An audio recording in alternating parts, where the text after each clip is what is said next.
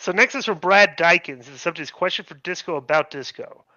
Hi guys, love the show. Keep it up. My question is about my favorite Disco Inferno match in May June of 2003 in TNA.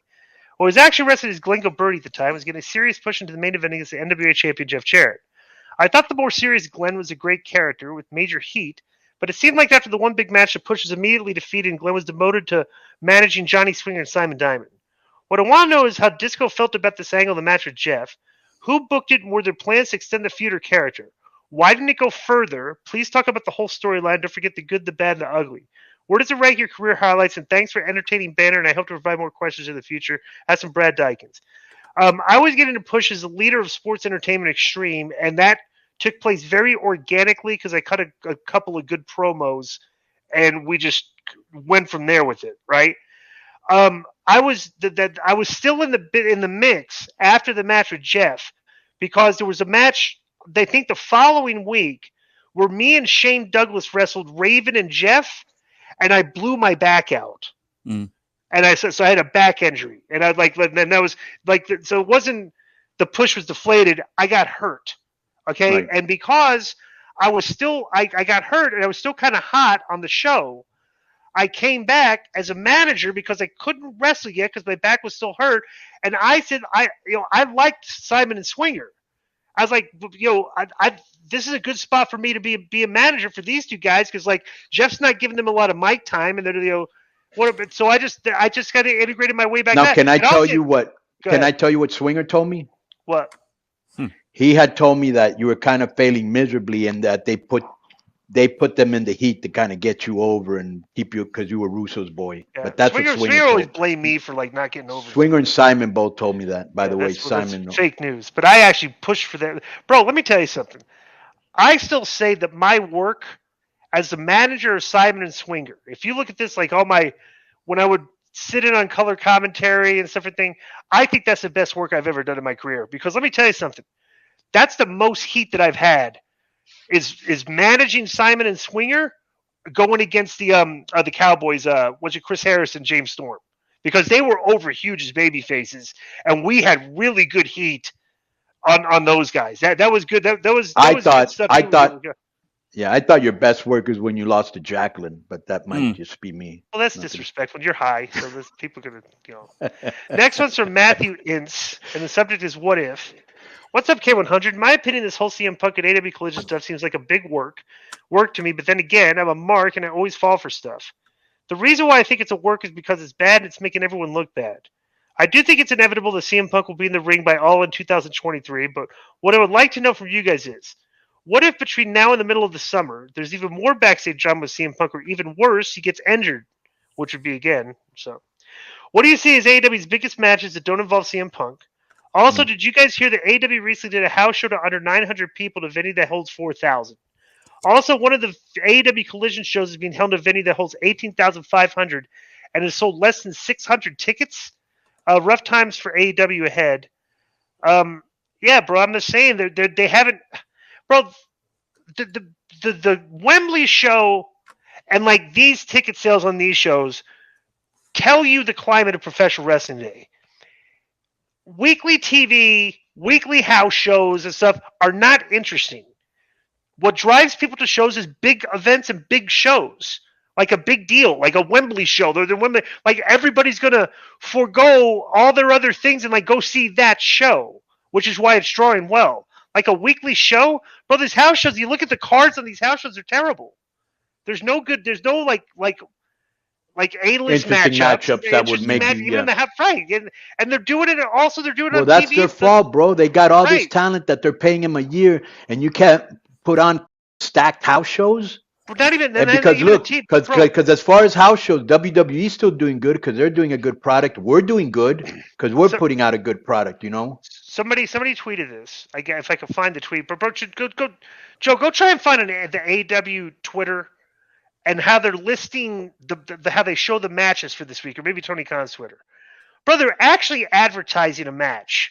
I haven't seen any of the matches, by the way. Okay. So is it true, Joe, that the matches are not interesting or not stacked? That the house is not at all. They get sometimes a lot of times WCW would stack house shows that the talent didn't show. Sometimes that's another, but they were stacked. When we went to Baltimore on a house show, what did that look like, Glenn? Remember? Flair versus Brett. Luther Right. and Sting versus the Right. Outsiders. Right. It's Right. like, I mean, like, Yeah. right. I mean, like, They but, took care of the big cities, bro. Is this what you okay. want to And see? The people came Dynamite out. card? Well, okay, No, for house example, show. yeah, no, Collision. House show, well, he said, right? I'm still, yeah, but I'm still talking about even the house shows, even Dynamite. Per example, like on Dynamite, like this week they're literally advertising this. Like they put this up and like it's a deal. Where is it? It's like the house. Somebody brought this up. Like AR Fox is like 0-8 in his last 8 matches on AEW, and he's being billed as advertised for a match against him and 2 other guys against the House of Black this week on Dynamite. Yeah. And like people look at it like, who would want to watch this match? Well, like, why would you even advertise this? This is like that. This is like a matchup of like one of your Because prominent most of groups their against a bunch of fans, bums. You know? because the problem is most of their fans are hardcore marks, right? Or fans, so they don't get insulted. Fans, and they know that AR Fox is good, even though he's 0-8. You know what I'm saying? So they're like just putting out He'll his have a name, good match. But if It'll be he's so good good, match, why is he right. 0-8? Yeah, that's like, makes no sense. Right. You know, Yeah.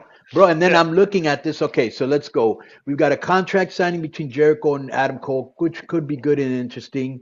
We'll hear from Ricky Starks. That could be hit or miss. Sometimes he does great ones. Sometimes I'm like, what are you doing?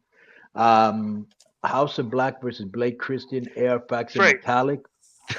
Ooh, it's like, why would you, bro? Look at the guys you have on the bench that could be wrestling House of Black this week. Yeah, but this is a mega list of guys. I don't know. It's like. But here we go again for the hardcore. Metallic is a guy that was in WWE Arena Mexico as I believe Máscara Dorada, so they know he can go. And Blake Christian's this young guy that everybody's raving about, so all the hardcores know who he is. So again, this is for hardcore fans because the casual fans going who? Right. Dominic said that on. Did you see Dominic on Raw said that last night? No, what did he say? He said who? Because they were mentioning. That's somebody great. said yes. Somebody, yeah. He might have gotten that. He should get that over, and they credit us. Yeah, he should. And now, then we've got the 4 pillars. I wonder if anybody will bring up how Jungle Boy got dog walked. What are you doing? Interview? Like, maybe they'll end up all 4 fighting and security and try to heat this up because Taya Valkyrie against Lady Frost. Right. Who? Right. So, but here again to the hardcores. Lady Frost she was an Impact and she's got a good look and she can go, you know. But that's again for the hardcores. But you already have the hardcore fans, right? That's what I don't understand. Thing. Claudio and Wheeler Yuta against Lucha Brothers, bro. That thing should be like a 2 to 3 week build-up, not just a cold match. Like just for the Ring of Honor titles. Like how was this built up at all, or any, like I don't know. I don't recall these guys being an angle or even anything last. So whatever, I don't know. And like, so the main match is Orange Cat. Like, here's the highlight: the front and center, Orange Cassidy against Kyle Fletcher. Like you're putting Kyle Fletcher in this. He's the second. He's the biggest guy in this poster, Kyle Fletcher. Mm-hmm. Like the biggest, like they're prominent. And again, and here's the thing: he's part of that Aussie tag team, Open, right? Yeah. Right. So he's part of a tag team, but all the hardcores know he's a really good wrestler. So again, he over delivers to the hardcore, which could be good because they're keeping him in business. But you've got to attract new fans, and this is not the way to do it. Where people we're going like, who the f- is this? Right. Right. They are good. They're all good. Kyle Fletcher's good. Lady Frost is good. Blake Christian is good. They're all good. Right. But they don't have names, and this is a name-driven business, just like Hollywood is. You know, you don't go put on the in a big movie some guy you've never heard of, unless it's a franchise movie where you're, but yeah.